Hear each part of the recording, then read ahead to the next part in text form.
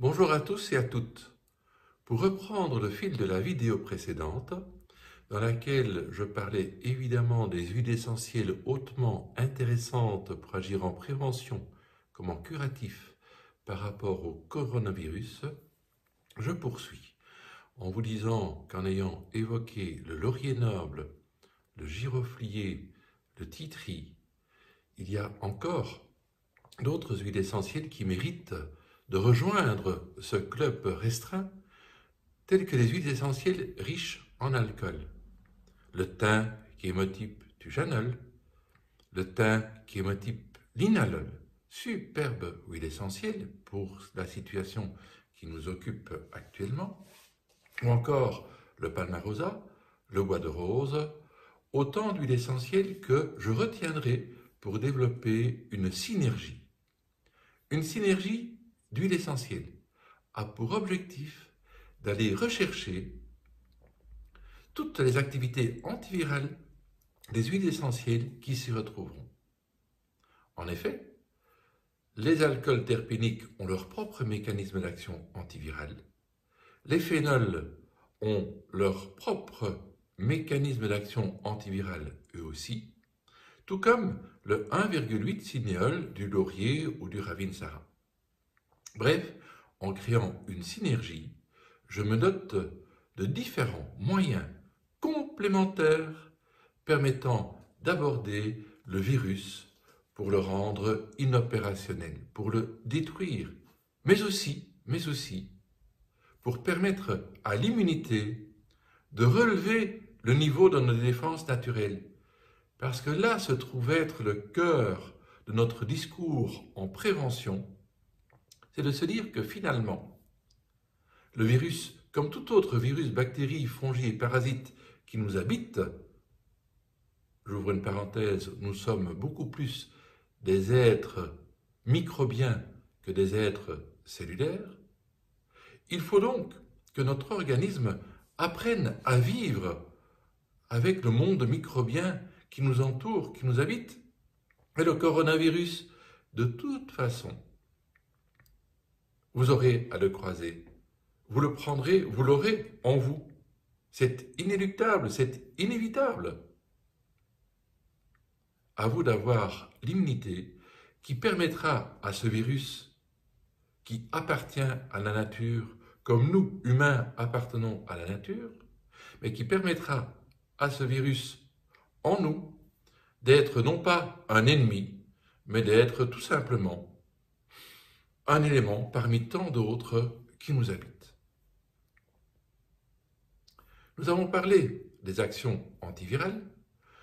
Encore faut-il bien se rappeler que la première des complications de cette pathologie virale est l'action inflammatoire qu'elle va engendrer, avec cette fameuse tempête de cytokines sur laquelle il va nous falloir intervenir aussi. Donc forcément, quand nous créons une synergie avec des activités antivirales, l'objectif est d'ajouter quelques activités permettant au terrain immunitaire de monter la barre face à quelques risques de combat qu'il y aurait à mener en présence de virus.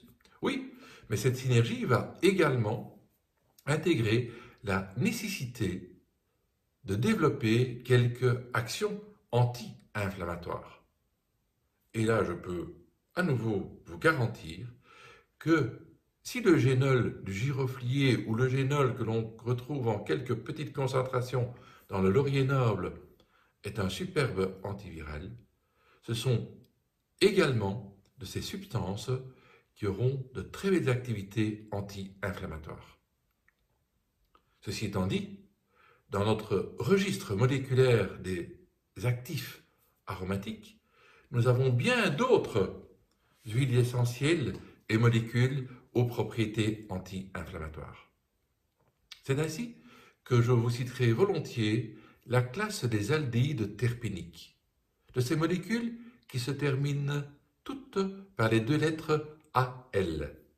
AL, le citronellal, de l'eucalyptus citronné, le géranial, du lemongrass.